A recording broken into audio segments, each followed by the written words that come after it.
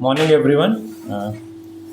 आज ये press brief सैनिक स्कूल में जो इंसिडेंट हुआ उसके रिगार्डिंग रखा गया है। इससे पहले भी ये आज प्रेस ब्रीफ फिज़िकल फॉर्म में किया जा रहा है। इससे पहले डिस्ट्रिक्ट पुलिस द्वारा 3 प्रेस रिलीज़ के माध्यम से जो भी इन्वेस्टिगेशन का प्रोग्रेस रहा है वो बारी बारी से मीडिया से और पब्लिक के सामने ऑलरेडी शेयर भी किया गया है, लेकिन इट वाज फेल्ट नेसेसरी कि फिज़िकल फॉर्म में भी एक बार मीडिया से मिला जाए और हमारा ब्रीफ को कन्वे किया जाए। तो ये मामला 1 नवंबर को मॉर्निंग में पुलिस के सामने आया था, जब सैनिक स्कूल की तरफ से एक हमें कंप्लेंट रिसीव हुआ, फ़ोन कॉल भी रिसीव हुआ कि उनका एक कैडेट 7th क्लास का मिसिंग है और सब्सिक्वेंटली उनका डेड बॉडी स्कूल कैंपस में ही रिकवर हुआ है। जब ये इन्फॉर्मेशन प्राप्त हुआ उसके तुरंत बाद ओसी रुकसिन थाना मौके पर पहुंचे और इनिशियल जो इंक्वायरी करना होता है उसको स्टार्ट किया। प्लेस ऑफ अकरेंस को वीडियोग्राफी किया गया, फोटोग्राफी किया गया और बॉडी को इंक्वेस्ट करने के लिए मजिस्ट्रेट को बुलाया गया और मजिस्ट्रेट द्वारा ही 1 तारीख को ही इंक्वेस्ट किया गया। इसमें उसी दिन एक यूडी केस रजिस्टर हुआ, जो एक सेट प्रोसीजर है। जब कुछ ऐसा इंसिडेंट होता है तो उसमें एक यूडी केस बनता है और उसी के according as per law police ने इसको इंक्वायर करना शुरू किया। उसके बाद इमीडिएटली साथ ही साथ जब ये इन्फॉर्मेशन मिला तो कंसर्न फैमिली को, पेरेंट को, फादर को भी इंटीमेट कर दिया गया। क्योंकि वो एक दूरी पे थे तो उनको आने में वक्त लगा। साथ ही साथ बॉडी को उसी टाइम शिफ्ट करके प्रिजर्व करने के लिए बीपीजीएच मॉर्चुरी में शिफ्ट किया गया 1 तारीख को। लेट इन द नाइट जब डिसीज के फादर आ गए तो उनसे आईओ मिले, एसडीपीओ मिले, उनको सारी चीज़ों के बारे में बताया और सब्सिक्वेंटली उनके कंसेंट के बाद ही 2 तारीख को डिसीज्ड का पोस्टमार्टम एग्जामिनेशन किया गया। सब्सिक्वेंटली 2 तारीख को ही डिसीज्ड के फादर श्री तादू तानी द्वारा एक एफआईआर थाने में दिया गया, जिसमें उन्होंने एलिज किया कि उनको इसके पीछे, उनके बेटे का डेथ के पीछे कुछ एलिगेशंस हैं कि कहीं ना कहीं उनके बच्चे के साथ कुछ हरासमेंट हुआ है और किन्हीं का नेग्लिजेंस रहा है, जिस वजह से कुछ ऐसा मामला सामने आया है। उस एफआईआर को संज्ञान में लेते हुए ही 2 तारीख को ही रुकसिन थाना में FIR number 20/25 under section 108 and 1061 and 35 of the BNS उस केस को रजिस्टर किया गया। सब्सिक्वेंटली जब ये केस रजिस्टर हो गया तो उसको इन्वेस्टिगेशन को इंस्पेक्टर ओसी रुकसिन द्वारा टेकअप किया गया। जब इस मामले को इन्वेस्टिगेशन में लाया गया तो सबसे पहले हमने जो भी स्कूल कंपाउंड के सीसीटीवी थे उनको सबसे पहले गो थ्रू किया। तो कहीं ना कहीं उन सीसीटीवी फुटेजेस से हमें कुछ एविडेंसेस मिले, जिसमें कि सबसे पहले तो एक सुसाइड नोट की रिकवरी हुई। साथ ही साथ जो डिसीज्ड है उसके मूवमेंट को भी मॉर्निंग ऑफ 1st से ट्रैक किया गया, जिसमें वो क्लियरली दिख रहे हैं कि जो प्लेस ऑफ इंसिडेंट है उसकी तरफ वो जाते हुए दिख रहे हैं। साथ ही साथ जो सुसाइड नोट जब लिखा जा रहा था उनके द्वारा एक पर्टिकुलर क्लास में, तो उसका भी सीसीटीवी फुटेज अवेलेबल है। साथ ही साथ पुलिस ने इस सारे सीसीटीवी फुटेज का जो भी स्टोरेज है उसको अपने कब्जे में उसी दिन ले लिया, ताकि किसी भी सीसीटीवी फुटेज के साथ, कोई भी स्टोरेज के साथ कोई भी टैंपरिंग ना किया जा सके। तो from day one it is in the custody of police, ताकि उसको प्रॉपरली फोरेंसिक एनालिसिस के लिए भी भेजा जाए और कोई भी टैंपरिंग का कोई भी आइटा ऑफ डाउट भी पैदा ना हो। जब फर्दर उन सीसीटीवी फुटेजेस को देखा गया, उस बेसिस पे 31st की नाइट को और जो एफआईआर में एलिज भी किया गया, उन सब चीज़ों को लिंक करते हुए पुलिस को 8 juveniles child in conflict with law का कहीं ना कहीं रोल सामने आया, जिनमें वो डिसीज्ड को कलेक्टिवली भी और कुछ इंस्टेंस में इंडिविजुअली भी कुछ पनिशमेंट देते हुए दिखे। तो कहीं ना कहीं जब ये पनिशमेंट्स देने की बात आई तो इन 8 सीसीएल्स को हमने एप्रीहेंड किया।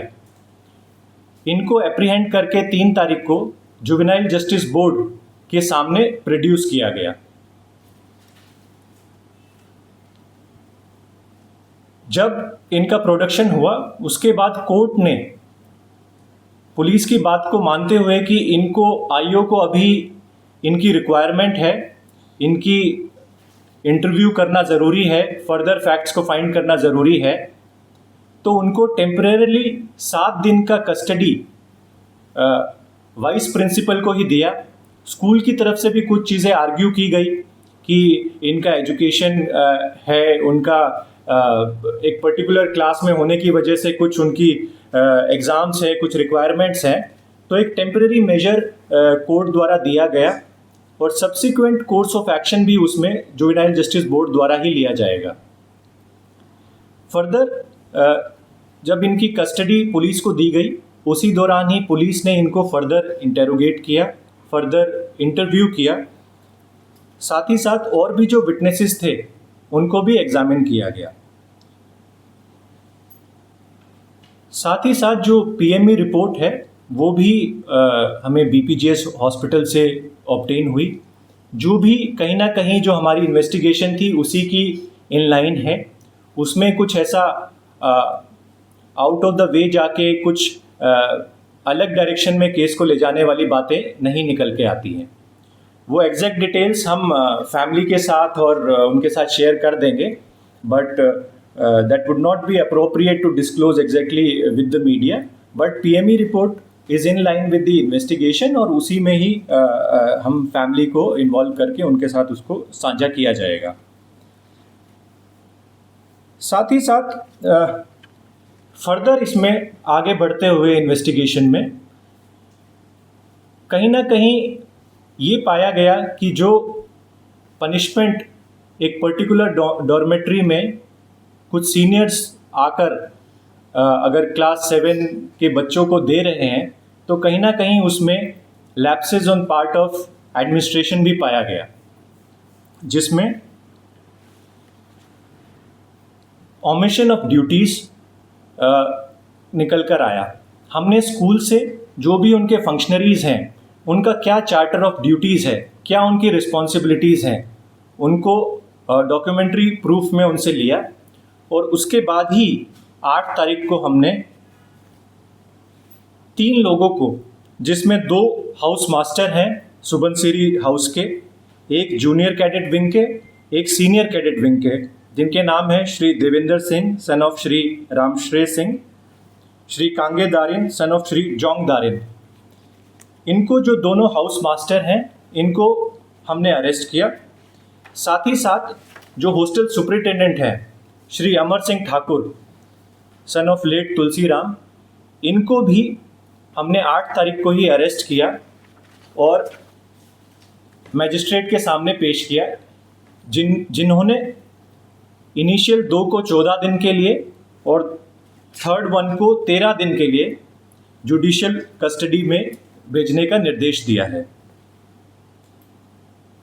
इनका रोल कहीं ना कहीं अपने ड्यूटीज़ का ओमिशन, नेग्लिजेंस और जो इंसिडेंट से एक प्रॉक्सिमेट लिंकेज कि कहीं ना कहीं जो डिसीज्ड को ऐसा कदम लेना पड़ा, अगर ये स्टाफ अपना ड्यूटीज़ को 31 की रात को रिस्पॉन्सिबली करते तो शायद उस चीज़ को अवॉइड किया जा सकता था और उसके लिए उनकी क्रिमिनल लायबिलिटी कहीं ना कहीं बनती है।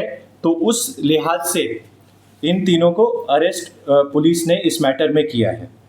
और जहाँ तक उन 8 CCL का भी सवाल है, उनको भी कहीं ना कहीं उनके 31st के कंडक्ट को एक डायरेक्ट और प्रॉक्सिमेट लिंकेज कहीं ना कहीं जो डिसीज्ड का इंसिडेंट रहा 1 तारीख को मॉर्निंग का, उससे कोई एक प्रॉक्सिमेट लिंकेज कहीं ना कहीं इन्वेस्टिगेशन में इनिशियली निकल कर आता है, जिस वजह से ही उनको एप्रीहेंड किया गया और JJB को प्रोड्यूस किया गया। अब फर्दर सवाल आता है कि इनका फर्दर कोर्स ऑफ एक्शन क्या रहेगा। तो उसमें मजिस्ट्रेट साहब द्वारा, JJB द्वारा जो भी डिसीजन आगे दिया जाएगा वो उनको ही कॉल लेना है। So till now this has been a progress. अभी मैं अगर इसको बेसिकली एक बार सम अप कर दूं तो मौके के दिन ही जो ड्यू प्रोसेस होता है उसको किया गया। जैसे ही फादर से FIR रिसीव हुई, केस दर्ज किया गया। उससे पहले फादर की प्रेजेंस होने के बाद, कंसेंट होने के बाद ही PME किया गया। उसके बाद इन्वेस्टिगेशन को आगे बढ़ाकर जब CCTV को एनालाइज किया गया तो कहीं CCLs का रोल आया, सीनियर्स का रोल आया, तो उनको एप्रीहेंड किया गया।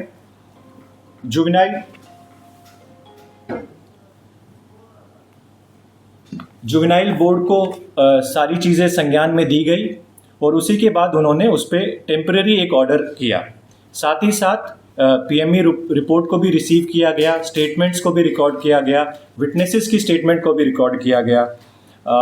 PME रिपोर्ट हमें ऑब्टेन हुई और उसके बाद कहीं ना कहीं स्कूल अथॉरिटीज़ के लैप्सेस को भी संज्ञान में लेते हुए पुलिस ने इस पे कार्रवाई किया। फर्दर ये सारी चीज़ें 9 तारीख का मॉर्निंग तक का अपडेट मैंने आपको दिया है। सब्सिक्वेंटली 9th को आफ्टरनून में we have received an order from the police headquarters that this case is being transferred to the crime branch police station SIT।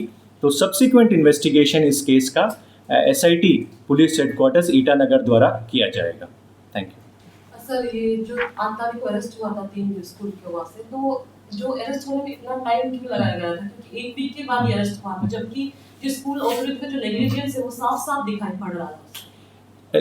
देखिए, एविडेंसेस को कलेक्ट करने में उनके जो डॉक्यूमेंट्री, क्योंकि देखिए किसी भी इंडिविजुअल की जो चार्टर ऑफ ड्यूटीज़ है, रिस्पॉन्सिबिलिटीज़ हैं, जब उसका डॉक्यूमेंट्री प्रूफ आपके पास होगा उसके बाद ही हम किसी को लाइबिलिटी फिक्स कर पाएंगे।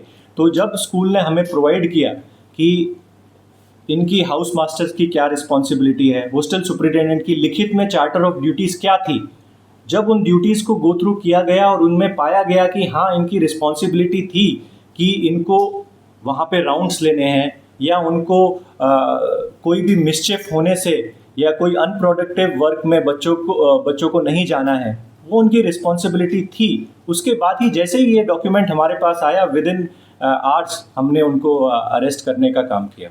सर, आप बोल रहे हैं कि जो एक्यूज्ड है वो वाइस प्रिंसिपल के कस्टडी के अंदर में है, but according to the Indian constitution law देखा जाने से उन लोग ने एंटी रैगिंग फॉर्म को वायलेट किया गया है, the prohibition of ragging act 1997 को। सर, तो कैसे वो वाइस प्रेसिडेंट का कस्टडी के अंदर में रह सकता है? सर देखिए, ये decision honourable court juvenile justice board द्वारा दिया जाता है एंड वो एज़ पर नियम ही उसको देते हैं। सब्सिक्वेंटली जब उनको आज पेश किया जाएगा तो सब्सिक्वेंटली जो आगे की डिसीजन होगा वो जुवेनाइल जस्टिस बोर्ड लेगा इसमें। सर, और एक सवाल है, according to the anti ragging form अगर वो लोग वायलेट किया जाएगा तो उनको सस्पेंड किया जाता है एंड साथ ही साथ उन लोग का जो एग्जामिनेशन फॉर्म है उनको भी सस्पेंड किया जाता है। बट यहाँ देखा जा रहा है कि जो एक्यूज है वो कंटिन्यू क्लास किया जा रहा है, तो सर उसको लेके आप क्या कहना चाहिए? देखिए, दीज आर एडमिनिस्ट्रेटिव डिसीजंस। वो कहीं ना कहीं सैनिक स्कूल एडमिनिस्ट्रेशन को देखना है, वो पुलिस का परव्यू नहीं है। तो उसके रिगार्डिंग जो भी इंफॉर्मेशन है, जो भी एक्शंस अगर लिया जाना है, that is the from the Sainik school, it has to be taken. मतलब जो वो सैनिक स्कूल का परव्यू है, not with the police. Sir इसके बाद से जब ये फर्स्ट बेल हियरिंग हुआ था तो हालांकि जो डिक्लाइन हो गया था उससे फैमिली को क्यों इन्फॉर्म नहीं किया गया था? नहीं नहीं, फैमिली इन्फॉर्म था, फैमिली को इन्फॉर्म उससे किया। पता चला कि ये थर्ड पार्टी से मालूम हुआ इस चीज को। जी नहीं, उसमें फैमिलीज़ और फैमिलीज़ के बिहाफ पे वाइस प्रिंसिपल उस हियरिंग में खुद मौजूद थे, तो ऐसा नहीं कहा जा सकता कि फैमिली को इंटीमेट नहीं किया गया था।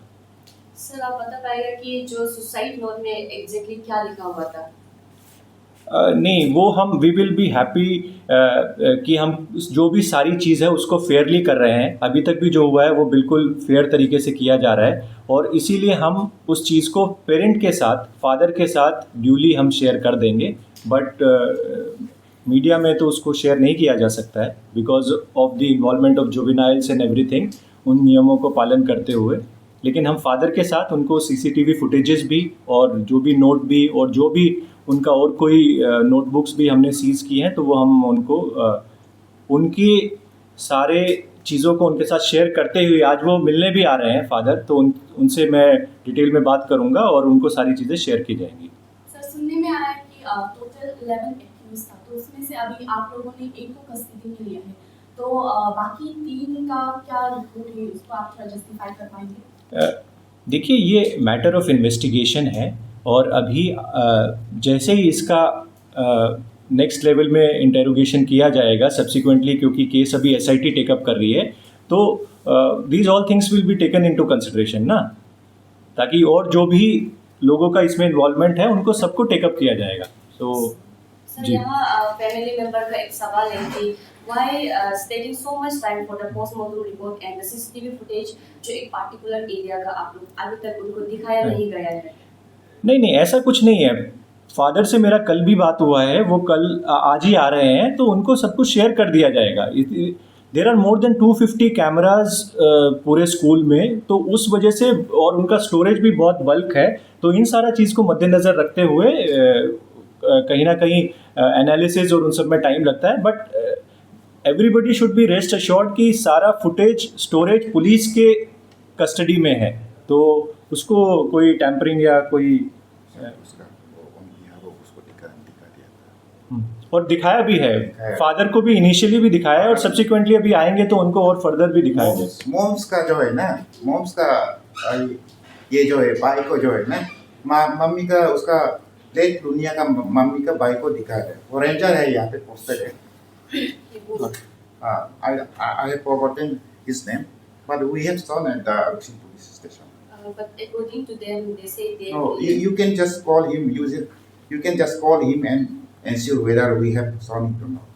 सर देखा जाए तो postmortem report within 24 hours after conduct कराने के बाद दिया जाता है, फैमिली को एक रिपोर्ट भी दिया जाता है आईओ को रिपोर्ट सबमिट करने के बाद, और अगर 48 आवर्स से ज़्यादा टाइम लग जाते हैं तो एक रिटर्न में एक फैमिली को इन्फॉर्म किया जाता है कि क्यों ये इन्वेस्टिगेशन में ये रिपोर्ट आने में लेट हो रहे हैं, तो उसको लेके आप क्या क्लेरिफिकेशन देंगे? नहीं, there has been no delay. जो जितना जल्दी हो सकता था वो हमको तो 6th को ही रिपोर्ट रिसीव हो चुका है, और already everything is shared with the family, और जैसे ही वो आएंगे उनको सब कुछ सारा चीज़ दिखा दिया जाएगा। जो भी डॉक्यूमेंट्स है, पूरा केस फाइल, उनको कहीं ना कहीं उनको सारी चीज़ें अपडेट कर दी जाएंगी। सर अभी तक का आप हमें बहुत डिटेल में नहीं से, पर ऊपरी हिस्से में आप क्या बता सकेंगे कि पोस्टमार्टम रिपोर्ट में क्या आया है? पोस्टमार्टम रिपोर्ट में it is in line with the investigation, और वो सीसीटीवी फुटेज भी है हमारे पास, तो दोनों चीज़ें कॉर्बोरेट हो रही हैं। It is a case of suicide only, इसमें कोई भी होमिसाइड का एंगल नहीं है। सुसाइड नोट भी रिकवर हुआ है, बट जो पुलिस इन्वेस्टिगेट कर रही है कि एक 7th क्लास के बच्चे को ऐसा स्टेप क्यों लेना पड़ा ना, क्या कारण रहे, क्या कोई हरासमेंट हुआ, कोई रैगिंग हुआ, इस सारे एंगल्स पे पुलिस इन्वेस्टिगेट कर रही है। तो पीएमई रिपोर्ट में कुछ ऐसा नहीं है कि जो आउट ऑफ द वे जाके है। It is in line with the investigation. Sir सुनने में आया है कि वो जो आप जिसको सुसाइड नोट रेफर कर रहे हैं उसमें कहीं ना कहीं ये लिखा था कि seniors are torturing me, I don't know what to do. तो आप क्यों इस कंक्लूजन में आए कि वो सुसाइड नोट है? बिकॉज वहाँ पे लिखा गया है कि I don't know what to do. नहीं, देखिए, वो मैं अकेले सुसाइड नोट के ऊपर बेस नहीं कर रहा हूँ, हमारे पास सीसीटीवी फुटेज भी है, तो सारा चीज़ को कॉर्पोरेट करके ही, और मैं कोई कंक्लूजन पे नहीं पहुँच रहा हूँ। लेकिन मैं ये कर रहा हूँ कि अभी तक का जो इन्वेस्टिगेशन हुआ है उसमें कोई होमिसाइड का एंगल नहीं आया है, ठीक है। इट इज़ सुसाइड के तरह के से ही सारी चीज़ें, अभी जो एविडेंस है उसी के बेसिस पे तो मैं बोल रहा हूँ ना। देयर इज़ नथिंग जो मैं अपने एंड से बोल रहा हूँ, it is based on the evidence only that I am speaking. जी। इसके बाद से जो स्कूल अथॉरिटी है उसका अगेंस्ट में एक्शन क्यों कुछ नहीं लिया जाता, जबकि जो ये आपने हाउस मास्टर जिनको अरेस्ट किया है, माना उनका गलती है, बट कहीं ना कहीं जो स्कूल अथॉरिटी से उनका भी यहाँ गलती रहती है, क्योंकि अगर प्रॉपर टाइम रहते उन लोग उसमें पूरा स्टूडेंट्स को अगर चेक करते तो उनका भी ये रिस्पॉन्सिबिलिटी बनता है।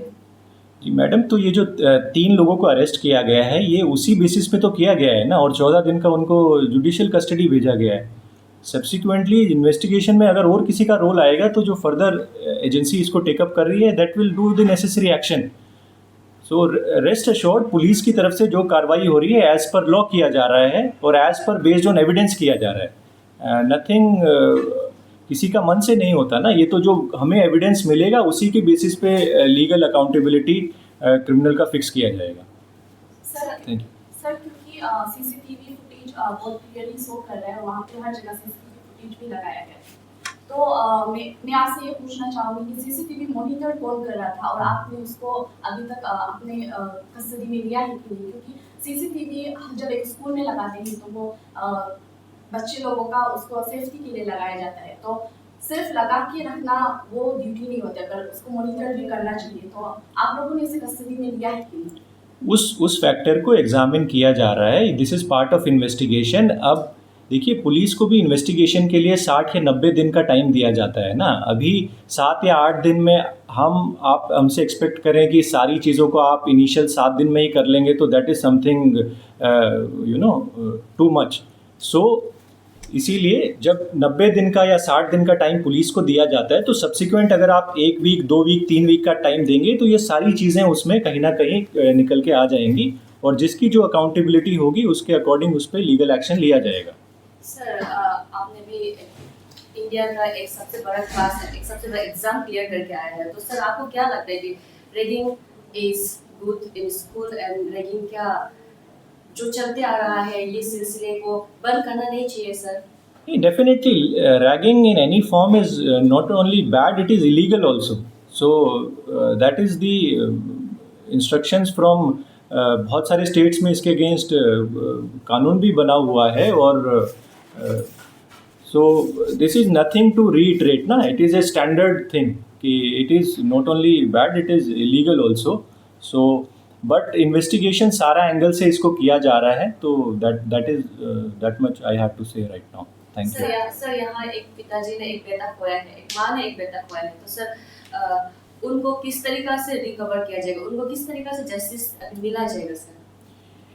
देखिए, हमारा इन्वेस्टिगेशन जस्टिस को तरफ ही रहा है सारा ना। हमने साइंटिफिकली तरीके से जितना एविडेंसेस को किया जाए, विटनेसेस को किया जाए, रिपोर्ट्स को किया जाए, उसी बेसिस पे सारा ये इन्वेस्टिगेशन अभी तक चला है, और सब्सिक्वेंटली इसको यहाँ से आगे एसआईटी टेकअप कर रही है, तो एसआईटी भी एसआईटी पुलिस हेडक्वार्टर्स भी इसको पूरा साइंटिफिक वे से चलेगी।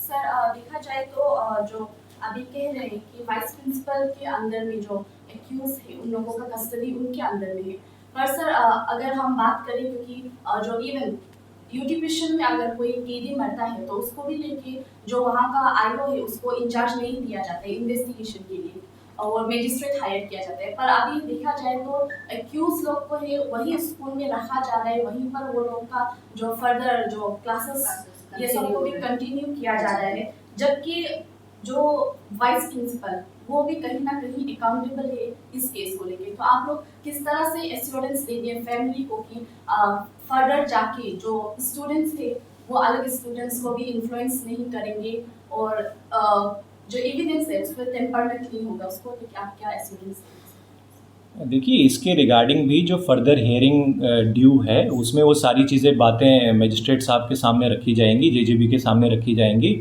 और उनका जो डिसीजन होगा वही मान्य होगा। तो इसमें जो पुलिस साइड से सारी चीज़ें हैं वो उसको टेकअप किया जाएगा, उनको जेजेबी के सामने प्रोड्यूस बातों को रखा जाएगा, जो आप चीज़ें कह रही हैं ना वो सारी चीज़ों को। और ऑनरेबल जज साहब जो डिसीजन लेंगे कि उनको कहाँ रखना सूटेबल है, बीइंग सीसीएल, उनको कहाँ रखने से इन्वेस्टिगेशन फेयरली परस्यू हो सकता है आगे, वो डिसीजन जेजेबी द्वारा लिया जाएगा।